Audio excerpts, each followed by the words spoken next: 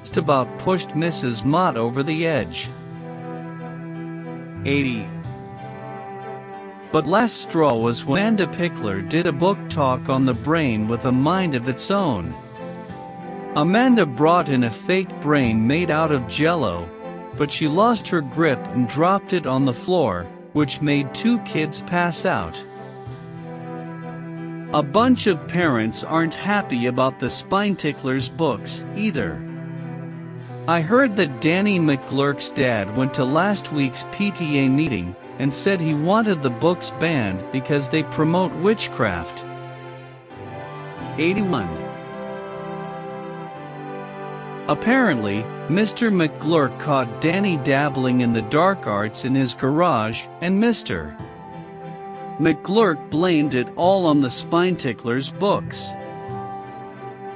But the way I heard it, Danny was just practicing magic tricks for the fall talent show. I seriously hope the Spine Ticklers books don't get banned, because they're the only thing keeping my reading grade up. We're required to read 15 books by the end of the year, and all of mine are from that series. The way to prove you finished reading a book is by taking a multiple-choice test on the computer. 82. I've gotten a 100% on every single test I've taken so far, which I guess proves I'm really paying attention when I read the books. When I got home, I told Mom how Mrs. Mott was making us redo our author biographies, and I didn't know what to do. But Mom told me the reason I couldn't find any information on I Am Spooky is because he's not an actual person. I told Mom that was ridiculous because this guy has written almost 200 books. But Mom said sometimes publishers create a fictional author, and then hire a bunch of people to write books under that name. 83. I say, if that's true, I feel kind of cheated. But I feel worse for Rowley, because he wasted his time writing I Am Spooky a letter. Mom was trying to help me find a different author who's an actual human being when there was a knock at our door.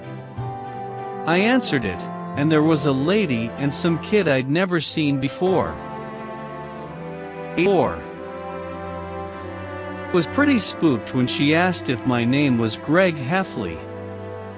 That's when I saw the deflated balloon in the kid's hand, and I put 2 and 2 together. At first I was kind of excited, because if someone found my balloon, that meant I was gonna get the giant jar of candy corn. But then I remembered what I wrote in my letter and wished I could take some of it back. I didn't want these people thinking I was some weird kid who makes friends by sending out letters attached to helium balloons. But I guess it didn't really matter. I figured I could just take my balloon back and send them on their way. 85. Before I knew it though, Mom was at the front door, and she invited them inside. 30 seconds later we had these 2 total strangers sitting at our kitchen table. The lady introduced herself as Mrs. Selsom and said her son's name was Maddox. They live in the next town over. Apparently this kid Maddox was practicing the violin in his bedroom and saw the balloon dangling from a tree branch outside. 86. Miss Elsom said their house is way out in the sticks, and they don't really have any neighbors. Plus, because she works full-time and goes to school at night, she doesn't get many chances to set up playdates for Maddox. She said that when she read the letter she knew it was meant to be, and they got in the car and drove right over. I was starting to get really uncomfortable. All I was trying to do was win some candy corn, and now things were getting totally out of control. But before I could explain, this was all a big misunderstanding. Mom told me I should take Maddox upstairs and get to know him while she chatted with Mrs. Selsom in the kitchen. 87. So now this kid was in my room. And it seemed like it was just as awkward for him as it was for me. I tried making conversation, but I couldn't get a word out of him. Eventually I gave up and just pretended he wasn't there. When I turned on my computer to play a video game, though, Maddox turned into a totally different person. He got all worked up and started making strange noises. 8. I didn't know what was going on, but 5 seconds later Mrs. Selsom came running into my room and turned off my monitor. She said she doesn't allow Maddox to play video games, and the reason he was so animated was because he'd never actually seen one before. I wish she hadn't said her kid doesn't play video games, because I didn't need Mom getting any crazy ideas. Maddox was having trouble calming down, so Mrs. Selsom said they should probably be heading home. And that was just fine by me. But I wish I hadn't been so eager to get them out the door, because after they drove away I realized I never did get my balloon back. 89. Saturday yesterday I told Vice Principal Roy that someone found my balloon, but he wouldn't hand over the candy corn unless I brought the balloon in to prove it. So today when Mom said she wanted to take me to Maddox's house for a get-together, I was all for it. I figured I'd make a little chit-chat, grab the balloon, and be on my way. But Mom had other plans.